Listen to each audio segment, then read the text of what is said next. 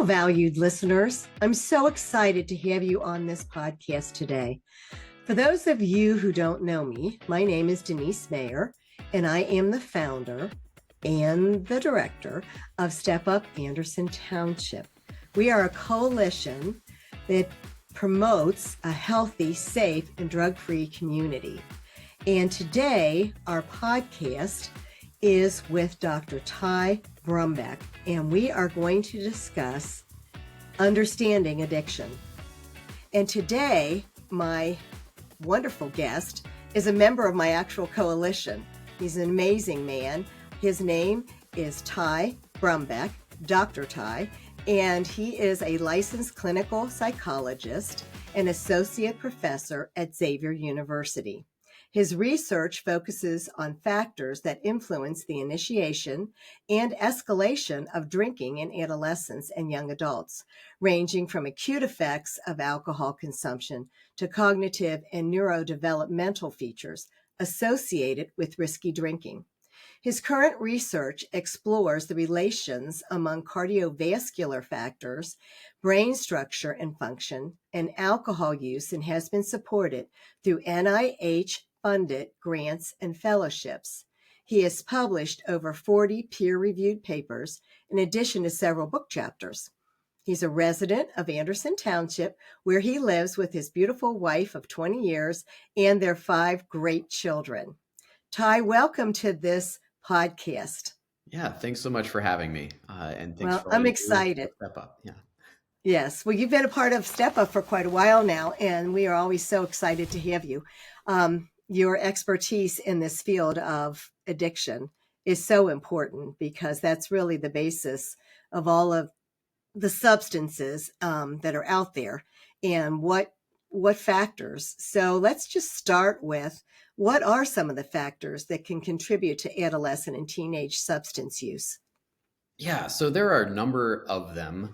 What we know is that teens are often introduced to substances by their peers.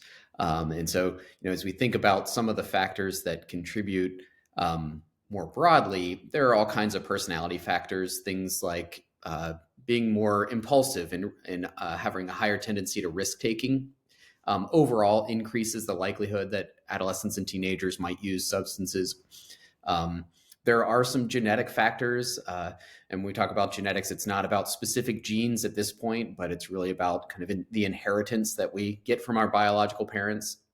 But each of these factors really only contributes a small amount. So we really have to take the whole picture before we could make any kind of like specific predictions about individuals. But the things that I always kind of highlight are recognizing that their mental health, their social connections, and their home life all contribute to risk in kind of a broad way.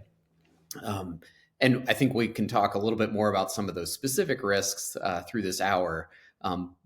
But there are, if we're looking for the golden ticket that says, all right, this is the one thing that causes kids to get involved in substances, there really isn't just one thing.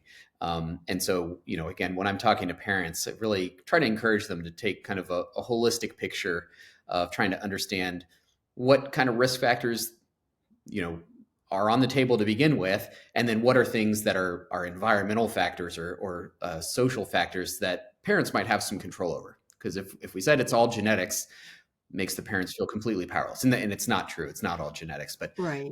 Try to empower the parents and the teens to understand the risks that they might carry. What if you had to give a percent? Is there a percent of that the genetics play typically, or? Yeah, so it's hard to put a percent on any individual. So we talk about the percentages. It's like at the population level. Right. Mm-hmm. So what we know is that there's been long history of studies on what they call children of alcoholics. So what they did was recruited usually adult males who had alcoholism, and then looked at their children and followed them for years and years to see what the adult outcomes were in those children. And what they found is that when children had one parent who had been diagnosed with an alcohol use disorder or alcoholism at that point in time, it about doubled the child's risk that they might develop a substance use problem later on. But when we talk about doubling risk, that might move from in the population somewhere between 7 and 8% up to 16% in those children of alcoholics. So still, less than 1 in 5 will Hmm. actually develop an alcohol use disorder. But that doubling of risk is pretty dramatic. It really is. And so, I know we're going to get to what parents can do and that type of thing towards the end here, but just letting their children know that that's increases their risk is kind of really important. Um, Although Yeah, children don't really understand that very well, but they do tend to, that is an extra risk factor. And, Uncle so and so is, a terrible alcoholic or, whatever we call it nowadays, yeah. and, your grandfather was, or, whatever. I think that's important, don't you think, for them to know that? Yeah, and it's interesting when you talk to individuals. Often those experiences, having someone in their family who struggled with alcohol use disorder, can be kind of this negative model, and so they may be their sensitivity might be heightened in the sense that they don't want anything to do with alcohol because they had a parent or an uncle and they saw how detrimental it was in their experience. Um, but it does take people recognizing and telling those stories about those the parents or aunts and uncles or grandparents, because there's also people I talked to where it was kind of a taboo. So and they would say, I don't know much about that uncle because we didn't have any contact with him. I think he had an alcohol use problem. Yeah, um, true. and Very so, true. I think that's one of it can be really difficult in family Hmm. dynamics, but I think it's really good to understand and talk frankly with children about it in adolescence, because Absolutely. because they might not understand their risk, and if it's a taboo subject in the family, it's hard to ascertain how much that might be at play in the Right. children in adolescence. But I think knowing someone that is in the family or whatever that's struggling, and all the impacts that has for um, just life in general, and them watching it or seeing it or knowing anything about it, I think truly does have some sort of a um, roadblock. You would think, I don't really want to end up like that. Yeah, yeah. Yeah. And I think when they're young, they have no idea that they could end up like that. So, Right. yeah. And right. And we often, we kind of create this caricature of a person who has alcoholism or alcohol use disorder, as we call it now, Hmm. as, can't hold a job, has used all their money and all these types of things. And very often that's not the case in people's experience. So certainly there's a lot of family stress. But there are lots of people who have alcohol use disorders who are, meeting obligations in many ways. Hmm. And so those are kind of the hidden scenarios that are maybe harder to use as an anti-model for children. Lots of times I'll talk with teens and college students, and they'll say, "Yeah, well, my parents drink a lot. It's part of our family culture." And Yeah. there may be some negative repercussions, but because in their family it's so accepted and normalized, they don't see it as a problem, and so that kind of cuts both ways of Right. sometimes minimizing those problems, and at other times maybe not even talking about them. So Right. And sometimes it takes a lot of years for people to see some of the negativity that comes with, alcohol, alcoholism or whatever. yeah, Um, yeah, I mean, sometimes it takes to the people who are like in their 70s or 80s, and then you see this whole lifetime of functional alcoholism, a functional alcoholic, they, like you said, could meet all their demands and all their responsibilities, but now they're starting to really see the health impact from it. So sometimes it takes a long time, and then you think it's kind of like smoking, like you just, see people smoking, it's not a good idea, whatever. But until they really get to the point where now they have COPD or something that's extreme, you don't really maybe notice it. So that's the yeah. other problem with it. Yeah, those long-term costs are often hidden. Hmm. And yeah, just a few weeks ago, a study came out that was showing alcohol use increased the risk for like 4 or 5 different types of cancers, Hmm. which of course don't show up early on in life. And so some of those hidden costs are harder to put a finger on. There's still in our culture a normalization of what we call binge drinking, or drinking to a level that would put you um, in danger of risk. So we talk about the legal limit for driving is 0.08. When we say binge drinking in the research world, we typically mean enough drinks that would put you at that 0.08 level or above. So it's drinking 4 or 5 drinks in a few hours. And that's somewhat normalized, especially among college students. That's kind of has been normalized over the last many decades. And so sometimes, even thinking about short-term risks in the context in which kids and teens are being raised, there's some minimization of that risk and the risky type of consumption. So, And there's a lot of myths out there that, like kids that go away to college, if they've consumed alcohol in high school, they're going to know how to handle it and all that and drink less. And we know that's not true. It's increased. So I think, and then the fact that, like, we'll get into this, but parents that let the kids drink at home thinking that that's a safer situation, and it's not. But yeah, I mean, there's a lot of myths out there, and then there's the old rite of passage, so that's what I think you're sort of talking about too, that, right. yeah. Right. Yeah. And it is, you mentioned things like allowing kids access, or teenagers access to alcohol before they're 21. And again, it is something that some parents feel like, well, if I let them drink at home, then they'll learn how to handle themselves. In a case by case basis, maybe some parents have positive experience with that, but on the on the research end, what we know is that the kids that are exposed earlier on definitely end up drinking more on average. And there isn't very often, or there isn't much data to support a responsible drinking at home model that helps kids, then take that model out to college and beyond when they leave the home. So Well, there isn't a lot of support for that being a protective factor at I all. can't imagine that it would be. And then the idea that, like in other countries like Italy and France and whatever, where they have table wine all the time and drink, and then those kids, don't turn into having problems. Well, that's exactly the opposite. They actually have a much higher rate of underage drinking, and then, alcohol abuse. So yeah, I think a lot of us just don't really delve into the impact of addiction with the kids. Right. Right. Yeah. And I think some of it becomes, teens might want to deflect, responsibility, or deflect the risk that they might be engaging in. But, the evidence shows too, like parents that don't talk about responsible drinking, don't talk about like how to know your limits. When kids, do go out and drink, then they often drink in riskier ways. So doing Mhm. that binge drinking, so having 4 or 5 or more drinks on a single occasion, to the point that they might have blackouts, or definitely at an increased risk for accidents and injuries, including car accidents. So there is some, I think in some ways there's some education about drinking that parents ought to instill for their kids, but there's also just the social model that parents reflect for their kids.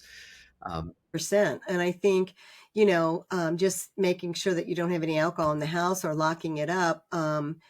That's one thing, but if you're actively drinking every day in front of your kids and, oh, I've had a terrible day, so therefore I have to go have a drink. What message is that sending? That's something that they should use for as a coping mechanism. That doesn't make any sense to me. Yeah, and I think that's something that is very clear, that kids and adolescents and teens, I'll use kids broadly here, but Yeah. that they pick up on those models in Hmm. their home. And if it is every evening having a beverage, or again, those statements, oh, it's been a long day, I need a drink. Those are perhaps subtle at times, but maybe a little more overt. But kids pick up on that, and they see, okay, so when I'm stressed, alcohol helps. Right. um, and yeah, starting with those models can really lead kids to build up things that aren't based in reality, in the sense that they don't have that experience themselves, but their expectation is alcohol is a good thing to help me feel better, help me cope. Right, right, exactly. And when kids start so young, like we were saying, there's I know kids that start like in even like at, middle school, and they just start, and then it just so escalates by the time they are in college that, now they get out. And I just heard of a young man that is like a full blown um, alcohol dependent person. I guess you would say he's lost his job. I mean, he's just got out with a college education, and, now his whole life is turned upside down. And I don't think very many parents think that could happen that early, but apparently it certainly does. Yeah, and yeah, there's a lot of data to show, adolescence and teenage years are really a dynamic time, both inside biologically, so the brain's developing, body systems are developing, but also socially. And when we introduce alcohol or other substances, so marijuana is another one that is very prevalent.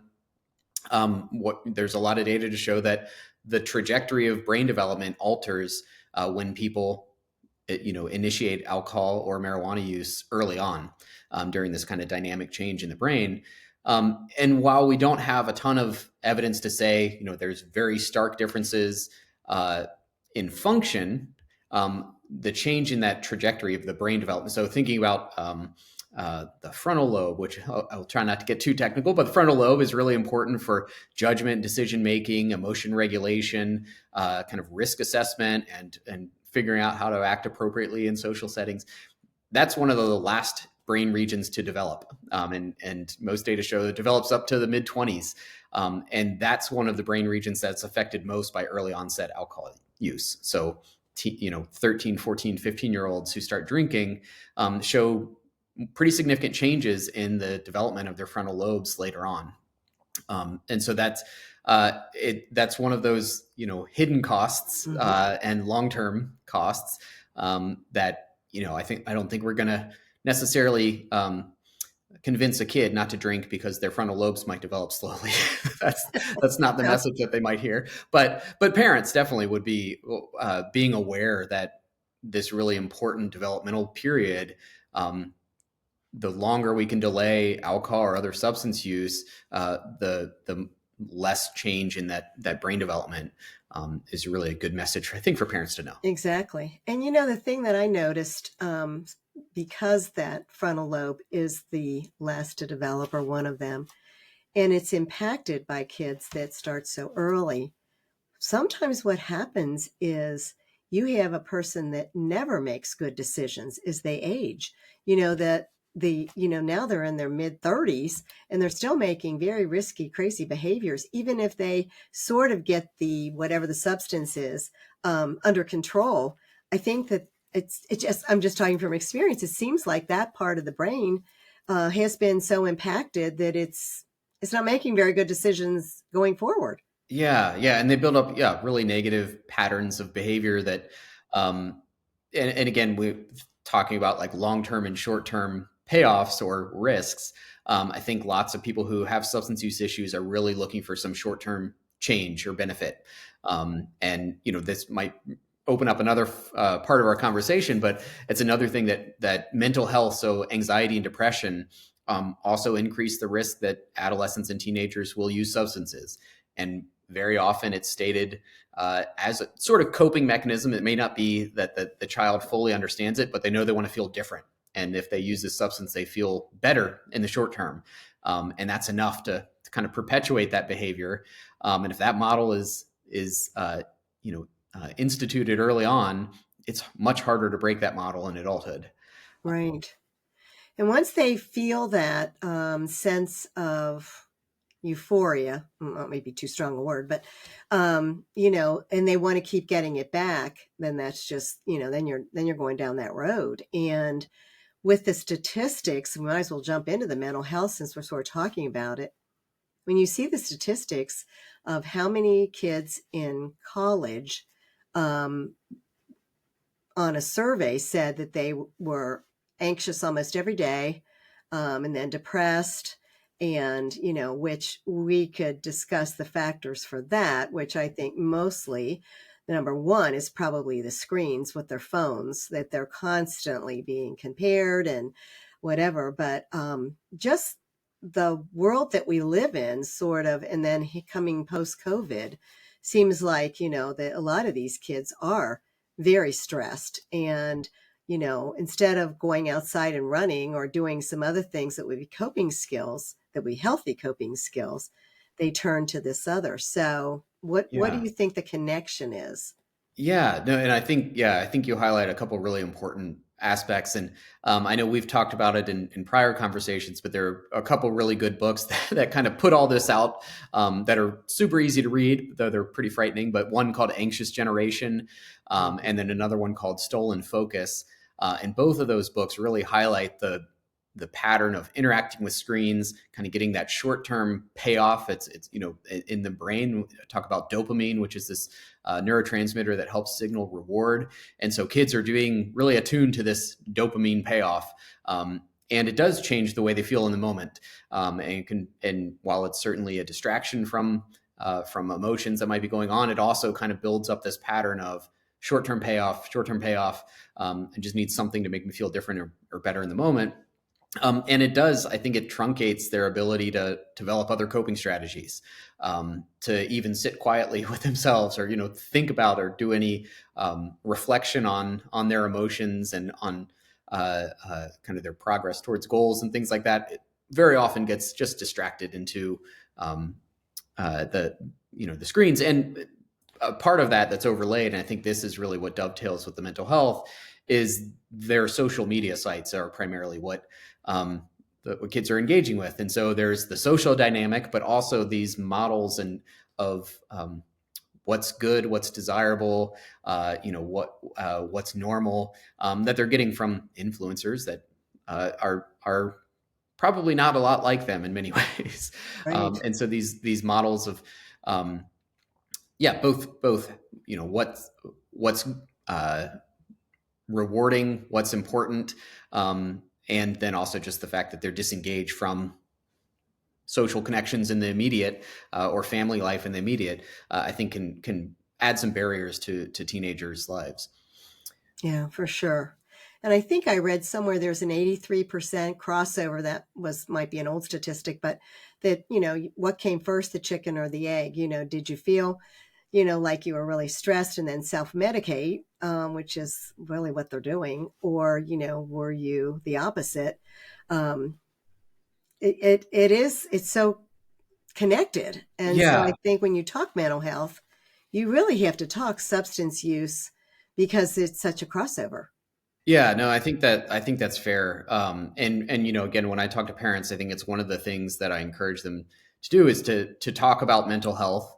And parents don't have to be a PhD in clinical psychology to understand basics of mental health, but also asking and checking in with kids about it is important, but also maybe providing space for them to be able to process that, not with a parent. So whether that's a counselor or therapist, and I know even in school districts they often have counselors and therapists available, but others outside. But I think one of the things that can happen is it becomes sort of taboo, or something that teens don't feel like they can talk about with their parents, and then they just feel like they have to deal with it on their own. And we were all teens at one point, but certainly didn't do a lot of research to figure out what was the best way to cope with my stress when I was a teen. It was just what's easiest and what's most effective in the moment. Right. And I think that becomes kind of the models they operate under.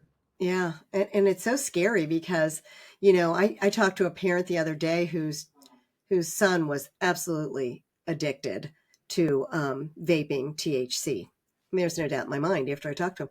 And, and he said, well, he says it kind of chills him out a little bit and takes the edge off and whatever. And as you and I both know, that's very temporary. That will end up to be very, a big problem, actually, and then the need for more and more. And so I don't think parents recognize that. They're used to, like, yeah, I'd like to take the edge off sometimes, depending on the kind of day I've had. But life doesn't really work that way usually. But a hot bath or taking a walk, or things like that that might be, are not what they're thinking.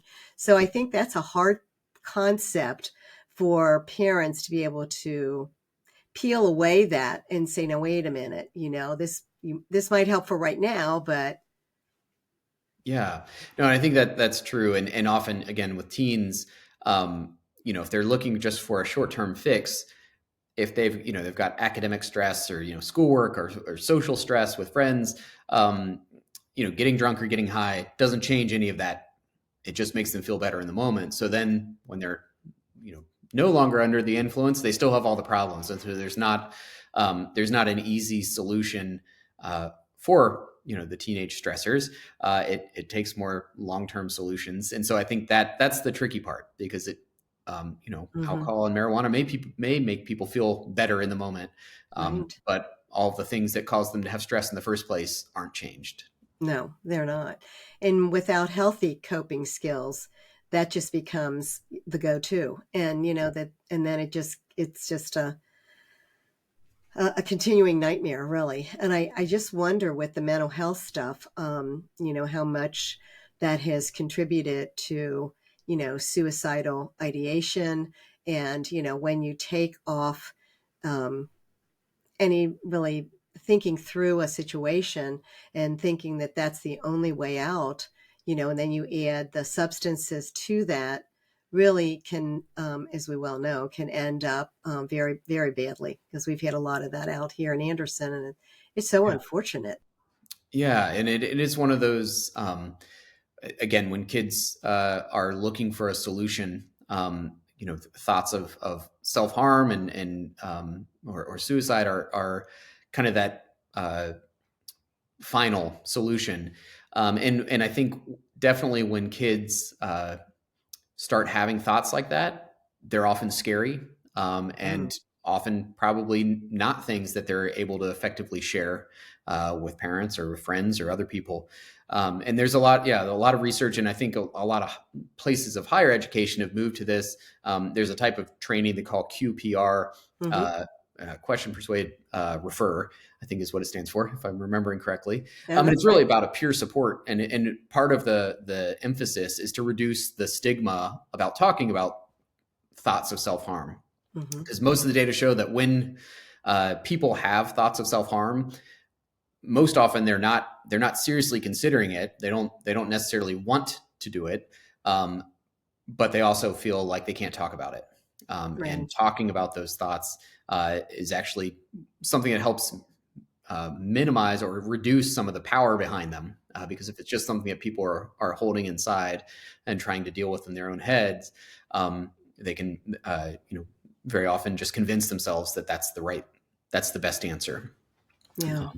Yeah, and you Well, talked about the overlap too of substance use. What we know is that there's a high percentage of people who do make attempts on their own lives are under the influence of some substance at the time.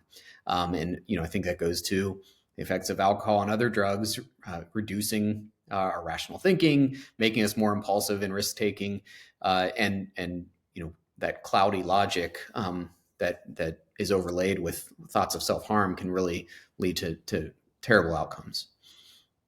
it seems to, we focus a lot on the things that, we see on television or whatever, meaning like, the fentanyl overdoses and the different things that, like cocaine and heroin and, whatever. Um, and we sort of skip over the alcohol part a little bit more. That becomes sort of, like I said, some people think rite of passage or whatever.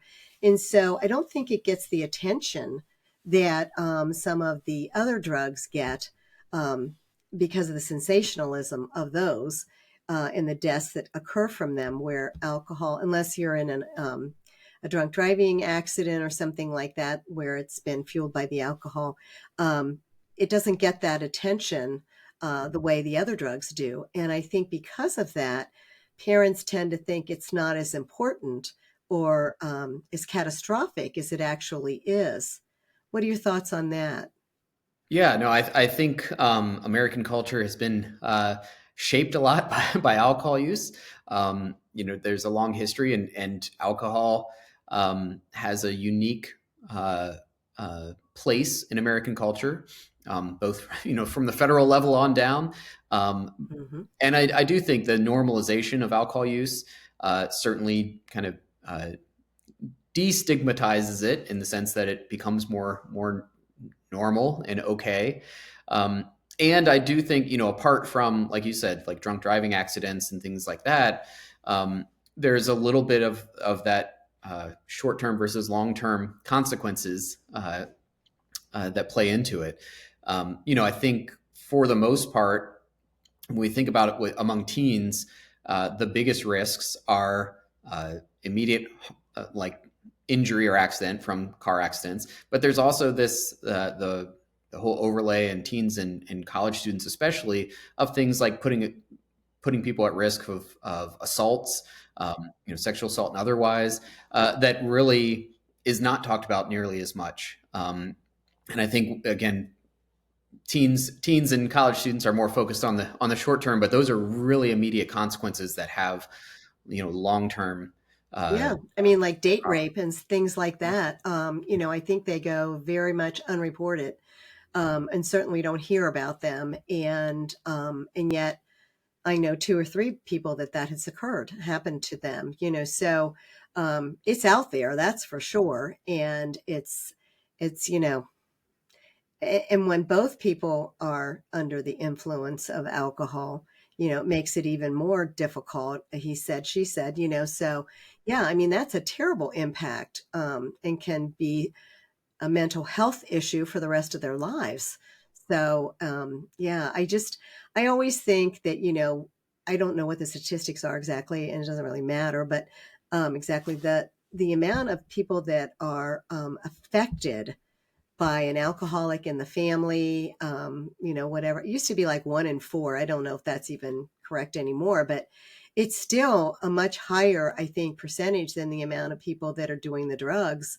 And alcohol is a drug. Let me just say that Yes, right. alcohol is a Yeah. drug. I mean, caffeine is a drug, but alcohol is definitely a drug. And I think people forget to mention that. So, Yeah, yeah, yeah. No, if we look nationwide, it definitely, if we look at like healthcare costs and productivity costs, alcohol is the number one contributor to the costs on healthcare and missed days at work and on top of accidents and injuries from acute alcohol use. So it is very costly.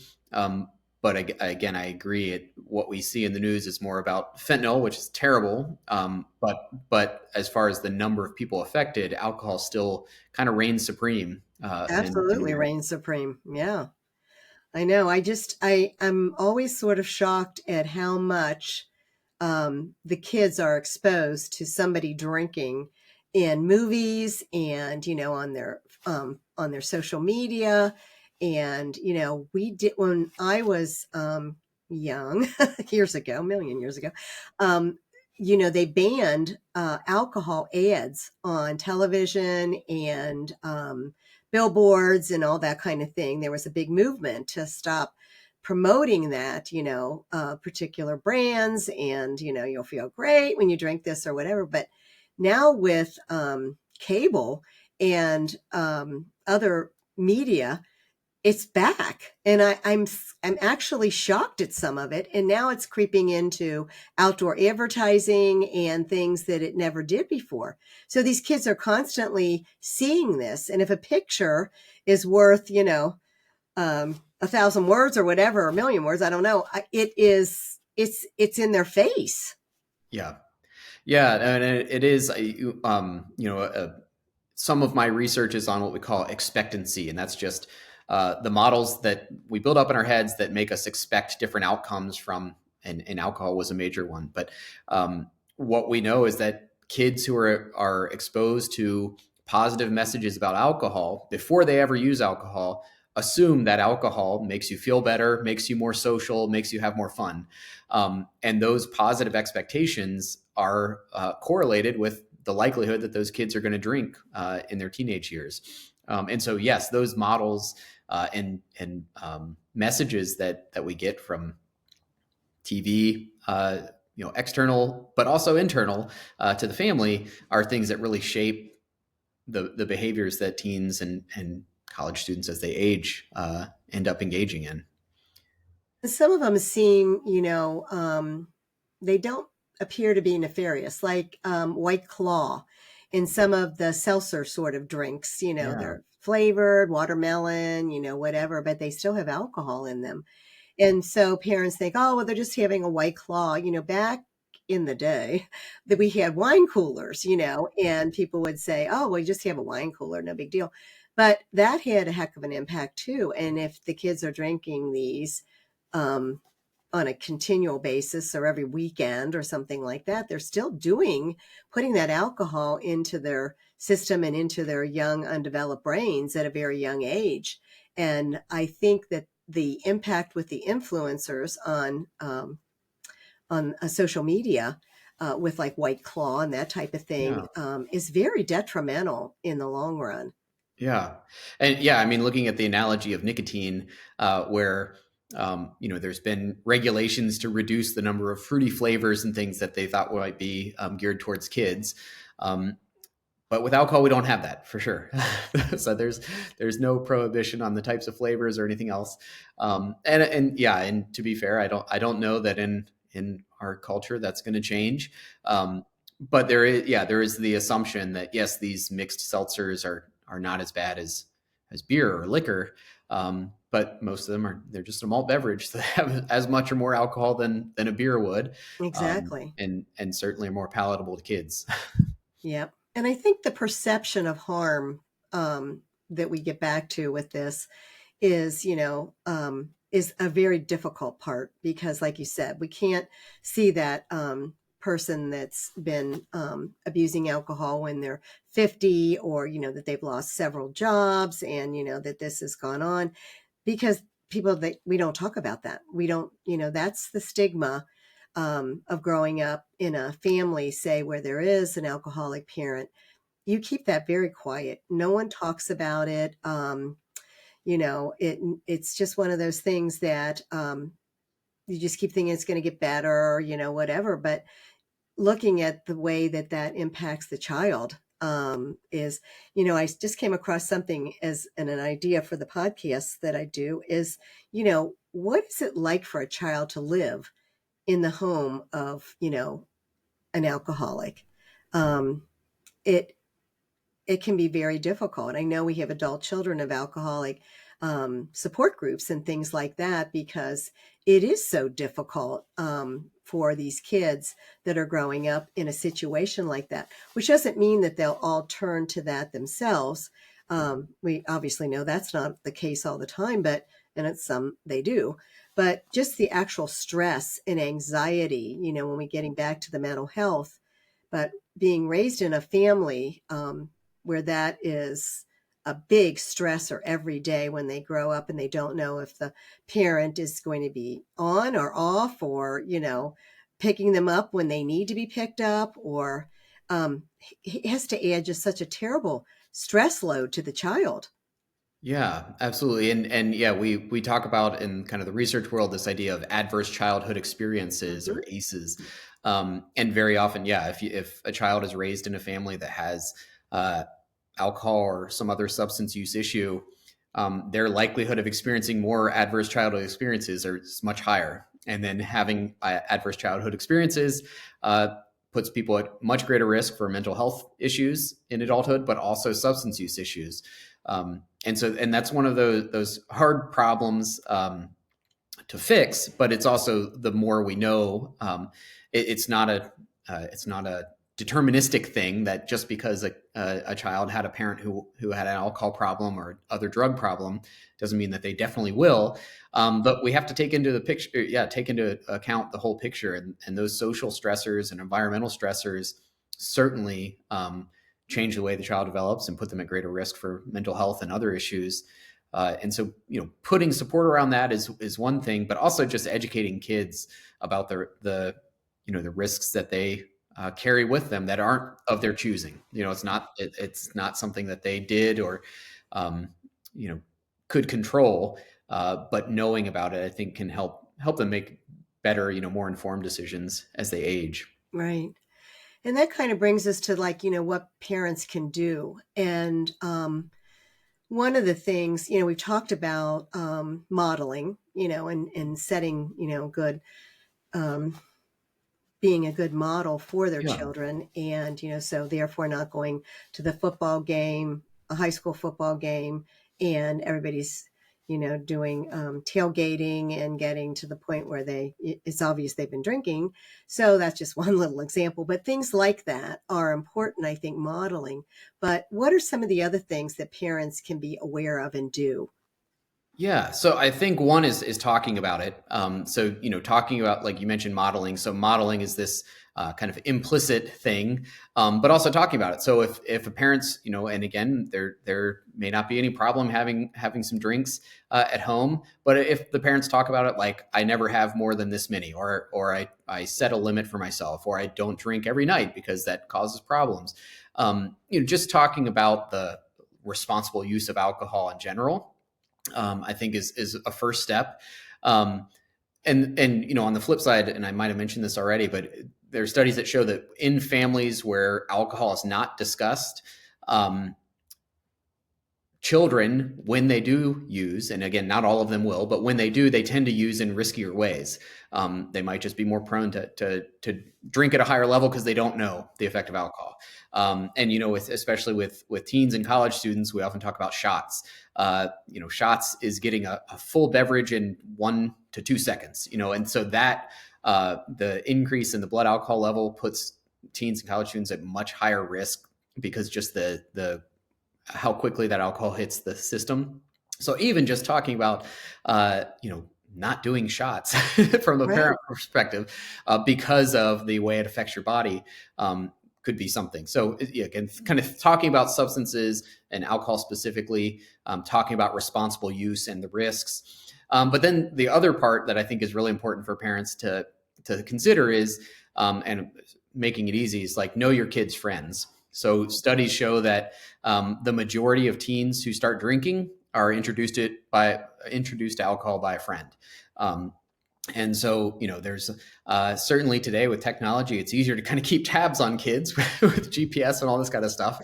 But there's nothing that better than actually talking to and knowing the kids' friends. And I think it's fair to make expectations clear with your own child, but also with their friends. If you're talking about alcohol or other substances, that might extend to knowing your kids' friends' parents as well, because certainly in a permissive household, or if a family where they let their kids drink, you don't want to know that as a parent, and you want to make that pretty explicit. So I definitely think, knowing your kids' friends, controlling the conversation about substances. And then the third one that I think is something we've already touched on, but paying attention and talking about mental health and stress. Because I think those, especially for teenagers, are often contributors to substance use. And so making it so it's something that the teens can talk about. I know, again, teens don't always want to talk to their parents, but providing them a place to try to talk about it, or trying to get them connected with someone that they can talk to about the stress. And, I think teens throw out a lot of words about depression and anxiety.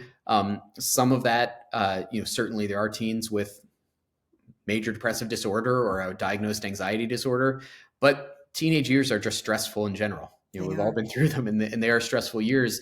And so even if a child doesn't have a diagnosis, they can benefit from being able to talk about and process their anxiety and their stress and their periods of low mood, that give them other options, other coping strategies, as you mentioned before, to try to find different ways besides just substances to change the way they feel in the moment.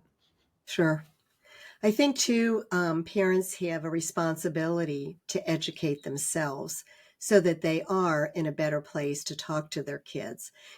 Just going on what their experiences were or whatever, I don't think is enough today. We know so much more about all of this than we did before.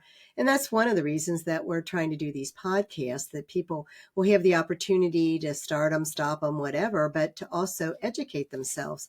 You don't stop learning because you're out of school. And, you have to, the kids expect knowledge. They want to know what the facts are. They want to know what the science is to a certain degree with these different substances.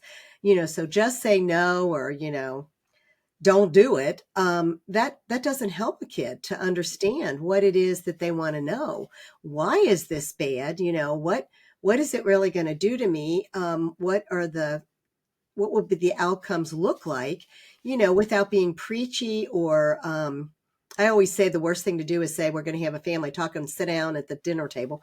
You want to just do it little at a time. But you need to keep sort of throwing out those expectations that they will listen to you. But you also have to have the knowledge to be able to talk to them somewhat intelligently about these things. Right. Yeah. No. And I think what you do with Step Up is a big part of that. And I know it's hard to get those messages out, but hopefully Yeah, these podcasts make it easier, a little on demand interaction. But yeah, I mean, there are lots of resources out there for parents, but it's not easy, and every kid's different, and so trying to find the message to give to all teens is maybe not going to work. But like you said, I think having open conversations over time is a really good approach. And that's hard because I know it's hard. teens, again, they don't always It like is. talking to their parents. and Yep. and on the flip side, they also might value their friends' opinions and thoughts Over more the than their parents. parents. Sure. And that's a Right. hard that's a hard problem too. That is true. But the other piece that nobody ever talks about really is the adult interaction with each other, meaning that parents don't talk to other parents about this. And, it's all still a taboo. We don't want to talk about it. If we don't talk about it, it's not occurring in it. And then the ones that say, well, my child would never be involved in that. Well, we know what that's, you don't ever know if your child would, so you never should say never. But I think that parents are so put up sort of barriers with other parents instead of just breaking those down and saying, "Hey, what are your thoughts are on this?" I'm seeing this in some of the kids that are running around, at the high school or the middle school or something like that. To open that door to conversation and community and connection that is so important for the parents. Yeah, no, I agree, and it's also it can be hard to start start a relationship just because your kids are friends, Right. but they're I think most parents would agree that if my job or my goal is to protect my children Hmm. and to help them grow into productive adults, that I'm not going to just take for granted that everybody thinks like me, Right. and so Right. asking those hard questions. Um, and being willing to have conversations that may be difficult with other parents. Like, you know, in my house, we don't let our kids drink. Right. How do you all feel about that? That's, Yeah. I think it's a good question before I'd let my kid go, spend the night or something else at somebody else's house. And it's doing your due diligence as a parent, but it's not always easy. Yeah. Well, sometimes it's awkward. And I think that's where we shy away from anything that's awkward because it makes us feel uncomfortable and, we don't know where to go with the conversation. And, if you get shut down right away, you're like, oh, I better not bring that up again. So it's hard. It's hard to educate yourselves and to know what's out there, and get little blips on the news is not educating yourself. And, a lot of people are not going to take a book out at the library on addiction, particularly, so finding the right place to just get your questions answered or whatever, I think. And that's why I started Step Up in the very beginning was with vaping. And, parents didn't know about vaping at all. And I knew I didn't as a grandmother know much about it. So that's where we started. And, everything keeps evolving. And so if we don't talk to our kids, build that resiliency. My last podcast is on building resiliency. I hope people check it out when it's should be up today, maybe. But I think that, there's always going to be something out there that the kids are going to gravitate towards in order to, feel better with the mental health and the other things, or peer pressure, whatever. It's always going to be something. It's not going to just go away magically no matter what. So building those kids up with that resiliency and making them tough enough to handle what's out there is very, very important. Yeah, yeah, and did want to point out too we've been talking about mental health a lot, and certainly lots of teens do report that they use substances to feel different.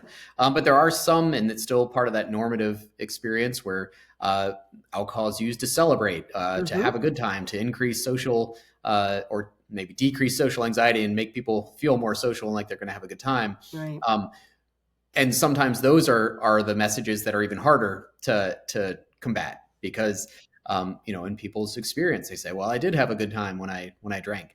And so it's not always just the negative side of it, but it's also, reinforcing what are responsible ways of having a good time, or what are the risks that might come with that model of use. Right. Yeah. Well, they show you drinking when you're happy, drinking when you're sad, drinking when you're celebrating something. I mean, it's across the whole spectrum of our life of, where drinking comes in. You see, tough guys, drink the straight alcohol in the glass. I mean, Yeah. it's the messages we're sending to our kids are really, really tough for them to even navigate. Yeah. So yeah, it's a tough world out there, and parents have a tough time. There's no doubt about that. But I'm just so glad to talk about the alcohol and the underage drinking and the effects that can have. And I just think that it's something that you and I talked about years ago when I first started Step Up. You did a presentation and talked about the brain. Yeah. So Ty, what would you say if you were talking to a group, and I'm sure you'd have at college, what is the biggest myth or misconception? Yeah, so I think that especially, among teens and college students, there's this belief that I have to have alcohol to have a good time.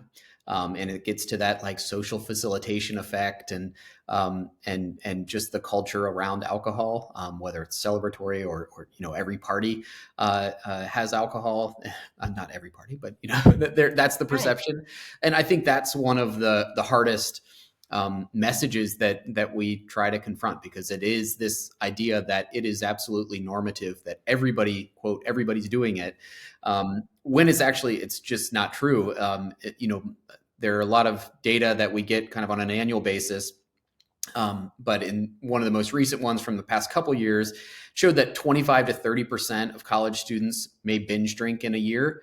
But the perception is it's like 80 to 90%. If you ask college students, who do they think, how many people do they think drink? And so that is a really hard norm to provide valid data on, and have them say, oh, okay, so maybe not every single person is drinking. Maybe it's not as normative as I thought. And when we go down to the high school level, it's even a lower percentage.